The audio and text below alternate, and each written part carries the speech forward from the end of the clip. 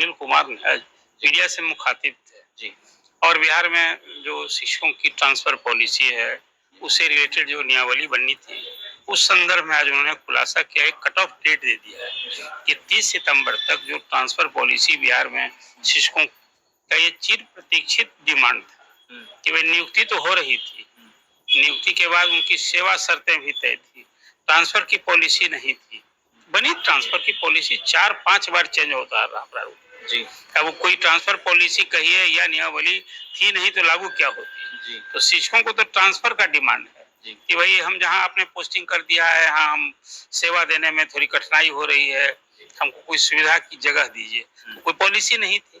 आज शिक्षा मंत्री ने 2 महत्वपूर्ण बातें की।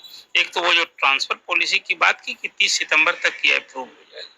जब पॉलिसी अप्रूव हो जाएगी, नियमावली अप्रूव हो जाएगी, अब ट्रांसफर करने का मार्ग प्रशस्त हो जाएगा।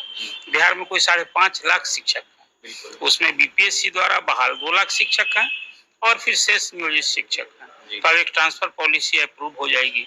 जो इसका इंतजार था, अगस्त महीने में ही शिक्षा सचिव बैद्यनाथ यादव की अध्यक्षता में एक कमेटी बनी थी जिसमें निदेशक प्राथमिक शिक्षा और माध्यमिक शिक्षा उसके मेंबर थे।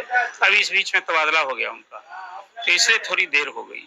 अब वो एक शिक्षा मंत्री ने दूसरा एक और महत्वपूर्ण बात की थी शिक्षक नियुक्ति को लेकर। 87,000 शिक्षकों का तीसरे चरण में, जिसको टियर 3 आप लोग कहते हैं, नियुक्ति होनी है। वो बीपीएससी परीक्षा ले लिया था और जो अभी नया आरक्षण कानून बिहार में लागू किया गया था, 50% की सीमा से बढ़ाकर 65% किया गया, उस आधार पर सब कुछ तैयारी हो रही थी।